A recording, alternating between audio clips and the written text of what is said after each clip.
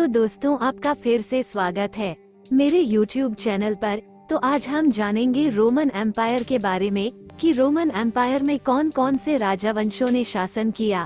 तो चलिए शुरू करते हैं। रोमन साम्राज्य एक प्रमुख प्राचीन साम्राज्य था।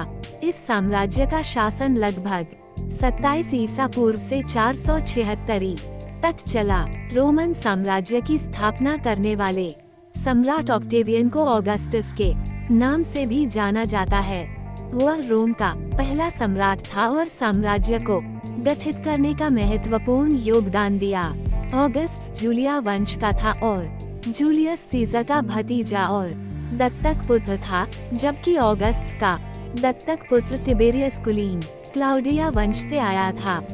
जूलियो क्लाउडियन राजवंश 14 ईसा 68 तक चला। पहले रोमन सम्राट ऑगस्ट के 4 उत्तराधिकारी टिबेरियस शासनकाल 14 से 37 सी, कैलिगुला शासनकाल 37 से 41 सी, क्लॉडियस प्रथम शासनकाल 41 से 54 और नीरो शासनकाल 54 से 68। यह कोई सीधी रक्त रेखा नहीं थी।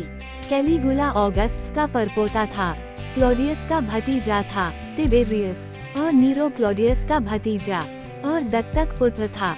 पहली शताब्दी ईसा पूर्व ऑगस्टस ने सरकार का एक रूप स्थापित किया जिसे प्रिंसिपल के रूप में जाना जाता है, जिसने गणतंत्र के कुछ तत्वों को राजशाही की पारंपरिक शक्तियों के साथ जोड़ दिया।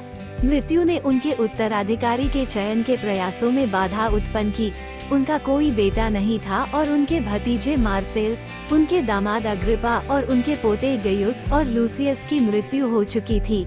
अंततः उन्होंने अति कुलीन क्लाउडिया वंश के वंशज टिबेरियस को चुना और 4 ई में उसे अपने बेटे के रूप में गोद लिया। टिबेरियस जूलियो क्लाउडियन राजवंश में पहला उत्तराधिकारी बना, जिसका शासनकाल 14 से 37 सी था।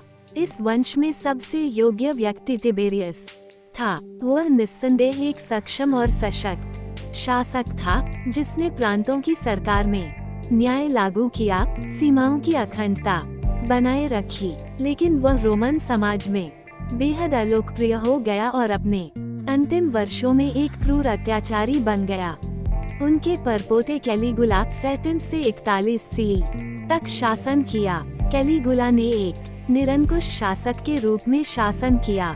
उनका संक्षिप्त शासनकाल लापरवाह खर्च, क्रूर हत्याओं और सीनेट के अपमान से भरा था। कैलिगुला विवादास्पद और अप्रतिष्ठित सम्राट रहे हैं। उनके कार्यकाल में शासनादेशों और क्रूरताओं के कई मामले सुने जाते हैं। क्लॉडियस ने 41 से 54 सी तक राज किया।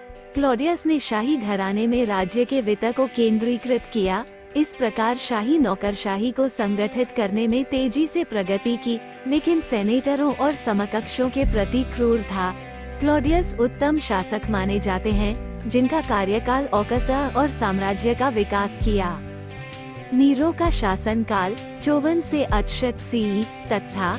नीरो ने कुछ वर्षों के लिए प्रशासन को सक्षम सलाहकारों पर छोड़ दिया, लेकिन फिर खुद को एक दुष्ट निरंकुश के रूप में स्थापित किया। उन्होंने डेमोनोटियो मेमोरिया से पीड़ित होने वाले पहले सम्राट बनकर राजवंश को उसके अंत तक पहुंचाया। सीनेट के आदेश से उनके शासनकाल को आधिकारिक तौर पर रिकॉर्ड से हटा दिया गया था। ये एक प्रसिद्ध और विवादास्पद सम्राट रहे हैं। उनके शासन के दौरान रोम ने कई धार्मिक और सांस्कृतिक बदलाव देखे।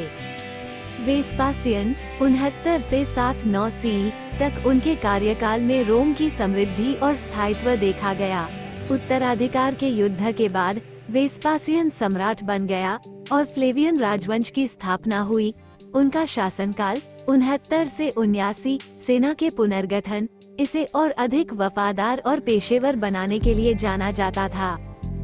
उनके बेटे टाइटस 79 से 81 सी टाइटस वेस्पासियन के पुत्र थे। उनका कार्यकाल बहुत कम समय तक रहा, लेकिन उनका युद्ध क्षेत्र में महत्वपूर्ण योगदान देखा जाता है।